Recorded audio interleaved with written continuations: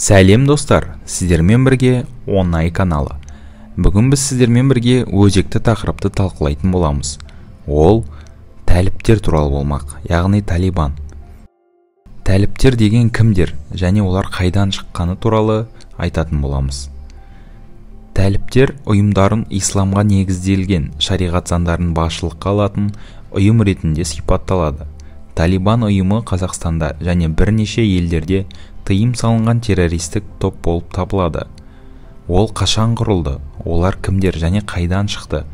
Осы сұрақтарға бүгін жауап беруге тырысамыз. Сонымен Талибан қалай құрылды? Талибан араб тілінен аударғанда шәкірт немесе студент дегенді білдіреді. Бұл ұйым 1994 жылы Ауғанстанның оңтүстігінде құрылған. Бастапқыда ұйымға 50-ге жуық медресе шәкірті мүше болған. Оларға Қандахар қаласынан шыққан Молла Омар Ахунд жетекшілік еткен. Молла Омар Пәкістан мен Фруиден қаласындағы медреседе біраз уақыт оқыған. Тәліптер ұйымдарын исламға негізделген шариғат заңдарын басшылыққа алатын ұйым ретінде сипатталады. Талибан құрылғаннан бірнеше ай өткеннен кейін ұйым мүшелерінің саны 20 мыңға жетті. Ұйым жақтастарының басым бөлігі медресе мен шариғат мектебінің оқушыларынан тұрды. Сарапшылар Пәкістанның барлау агенттігін Талибан ұйымының құрылғаннан бергі ең үлкен қолдаушысы мен бағыттаушысы деп таниды. Талибан құрылғаннан кейін көп ұзамай Ауғанстанның екінші үлкен қаласы Қандахарға шабуыл жасады. 1994 жылы 3 қарашада тәліптер ұйымы Пәкістанмен шекарадағы қаланы ешқандай қарсылыққа тап болмай бақылауға алды. Бұл Кабулдағы ауған үкіметіне алғашқы соққы болған еді. 1995 жылы Талибан елдің 12 қаласын бақылауға алды. Ұйым бастапқыда сыбайлас жемқорлық пен парақорлыққа қарсы күрес жүргізген. Бұл оларға танымалдылық әкеле бастады. Олар жаулап алған қалалардағы заңсыздық жойылып, қауіпсіздік орнатыла бастады. Тәліптер пуштундар тығыз қоныстанған елдің оңтүстігіндегі қалаларды қарсылықсыз басып алып, 1995 жылы Кабулға жақындай түсті. Астананы бақылауға алу үшін Кабулды 3 жерден бомбалады. Алайда Ахмед Шах Масуд бастаған Талибан күштері үлкен жеңіліске ұшырады. Талибан 1996 жылдың қыркүйегінде Пәкістан мен Парсы шығанағының кейбір елдерінен қаржылай және қару-жарақ түрінде көмек алып, Кабулға шабуыл жасауға қайтадан дайындық жүргізді. Алайда қанды көше соғысына түскісі келмеген Ахмед Шах Масуд 96 жылы 26 қыркүйекте Кабулдан әскерін шегіндірді. Алайда 27 қыркүйекте билік пен әскер күшін пайдаланып, Талибан жауынгерлері Кабулға кірді. Тәліптер Біріккен ұлттар ұйымы ғимаратын паналаған Ауғанстанның бұрынғы президенті Мухаммад Наджибулла Ахмедзай мен оның ағасы Шахпур Ахмедзайды өлім жазасына кесті. Астананы басып алғанға дейін әскери құрылымы болған Талибан осы күннен бастап өз үкіметін құрғанын жариялады. Жаңа үкімет Ауғанстан Ислам әмірлігі деп аталды, ал негізін қалаушы Молла Омарды Эмир Муминин деп жариялады. Туларын өзгертіп, Молла Омар есімімен мешіттерде уағыз оқыла бастады. Ауғанстанды жіті қадағалайтын сарапшылардың пікірінше, содан бері Талибан Пәкістанның аймақтағы мүдделері үшін соғысатын ұйымға айналған.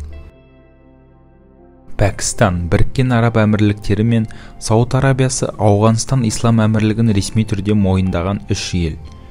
Билікке келгеннен кейінгі кейбір қағидалар келесідей болды.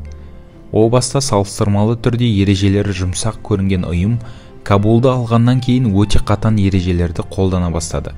Шариғатқа негізделген конституциялық жүйе күшіне енді. Ханафи мазхабына басымдылық берді. Әйелдерге жұмыс істеуге, қыздардың мектепке баруына және білім алуына тыйым салынды. Әйелдерге орамал, еркектерге сақал қою міндеттелді. Сақалын алғандар 6 айға дейін бас бостандығынан айыру жазасына тағайындалды. Жүздерін көрсеткен әйелдерді қамшымен ұрды. Ауғанстан телеарнасының көрсетілімі тоқтатылды. Визуалды хабарлар мен музыканың барлық түрлеріне фотоға түсуге тыйым салынды. Еркектер үйіне жақын мешітте күніне 5 уақыт намаз оқуға міндетті болды. Намаздың уақытын білмейтіндерді қамшымен ұрды. Медреселерде 3-ші сыныптан бастап барлық оқушылар бастарына кемінде 3 метрлік орамал орап келуге міндеттелді. ислам мемлекетіне қарсы шыққандар сатқын деп танылып, тікелей өлім жазасына кесілді. Өлім жазасы мен бас кесу рәсімдері жұма намазынан кейін жұртшылық алдында жасалды. Ресми мекемелерде пушту тілі міндетті болды. Жүргізушілер жолаушы әйелдерге қарамау үшін қоғамдық көліктегі айналар алынып тасталды. Ал талибандардың отставкаға кетуі қалай болды? 2001 жылғы 11 қыркүйекте ақш-тағы террорлық шабуылдан кейін ақш әкімшілігі Аль-Каида жетекшісі Усама бен Ладенді шабуылға күдікті деп таныды. Оны Талибан жасырып отырғанын мәлімдеп, бен Ладенді беруді сұрады. Талибан Усама бен Ладенді ақш-қа тапсырмайтынын мәлімдеп, ақш 2001 жылғы 7 қазанда Талибанға қарсы операция бастады. Тәліптер аз уақыт ішінде өзіне тиесілі барлық қалалардан айырылып, Қандахарға шегінді. Артынша ол жерден де айырылып, тауға шегінуге мәжбүр болды. 2002 жылдан кейін бұл ұйым ақш пен батыс қолдайтын Кабул үкіметіне қарсы партизандық күрес жүргізді. Ал талибандар Ауғанстарды қалай қайтадан басып алды? 2020 жылғы ақпанда ақш пен Талибан қозғалысы бейбіт келісімге келіп, оған сай ақш Ауғанстаннан әскерін шығаратын болып келісті. Ал тәліптер Ауғанстандағы өз кезегінде шетелдік күштерге шабуыл жасамауға уәде берген.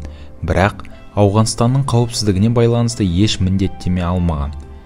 Ауғанстаннан ақш әскері шығарыла бастаған соң 2021 жылдың маусым айында тәліптер елдің көптеген аудандары мен провинцияларының орталықтарын біртіндеп басып алып жатты. Ал тамыз айында тәліптер Кабулды қоршап алғаннан кейін ауған үкіметіне әкімшілік Астананы бейбіт жолмен беруге шақырған. 15 тамызда тәліптер Кабулды басып алып, ел президенті Ашраф Ғани елден қашып кеткені хабарланды.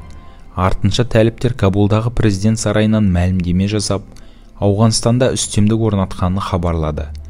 Бүгінде Талибан радикалдық ұйымының басшысы Малави Хибатулла Ахунзада. Ол 2016 жылдан бері саясат, дін және әскери іс бойынша ең жоғарғы адам. Талибан Кабулға кірген кезде биліктегілер халықты тыныштандырып, бәрі бақылауда екенін айтқан, бірақ халық сене қоймады. Кабул көшелерінде кептеліс болып, халық үйін тастап қашып жатты. Әуежайға да жүгіргендерді көп болды. Талибан радикалды қозғалысының содырлары жақын арада елде Ауғанстан ислам әмірлігі құрылатынын мәлімдеді. Осымен достар, біз сіздердің сұрақтарыңызға жауап бердік деген ойдамыз. Видео туралы және осы Талибан ұйымы туралы өз пікірлеріңізді комментарийге қалдырып кетуді ұмытпаңыздар. Сіздермен болған Оңай каналы. Келесі кездескенше достар.